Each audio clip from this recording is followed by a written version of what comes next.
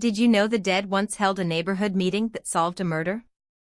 On the edge of a rainy little town, Mara Vale bought a farmhouse for almost nothing.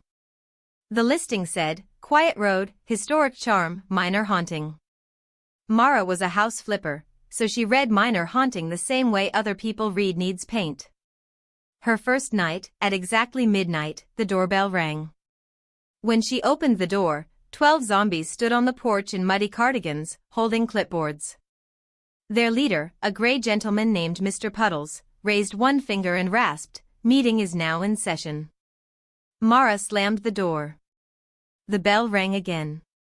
This time, a dead woman pushed an envelope through the mail slot. Inside was not a threat. It was a noise complaint, written in perfect cursive. It accused the living residents of unlawful screaming, reckless flashlight use, and one suspiciously loud shovel.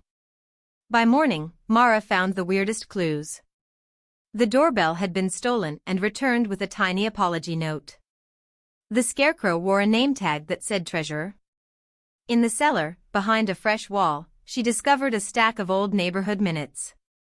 Every meeting ended with the same unfinished item: who moved the body under the lilac bush?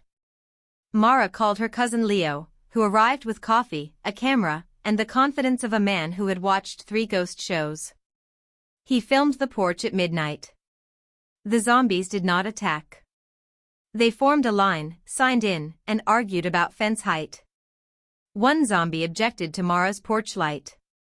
Another seconded the motion by dropping his own arm in the umbrella stand, then politely picking it up. Then Mr. Puddles pointed to Mara's renovation dumpster. Buried under broken tiles was the missing doorbell, the original one from 1959. When Mara pressed it, the farmhouse changed. Rain froze in the air. The walls became clean. A living couple stood in the kitchen, whispering about faking a monster attack so they could scare tenants away, sell the land twice, and blame the dead for everything. The memory played like a crooked home movie. The couple had buried the neighborhood clerk under the lilac bush because he kept records too carefully. The zombies on the porch were not invaders. They were the old tenants, trapped for decades in an endless homeowners association meeting, trying to finish the minutes and identify the murderer. Leo wanted to run. Mara, unfortunately, had just been elected temporary secretary by unanimous groan. So she read the minutes aloud.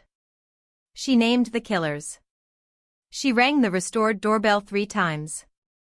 The zombies sighed with relief. Their clipboards turned into fireflies.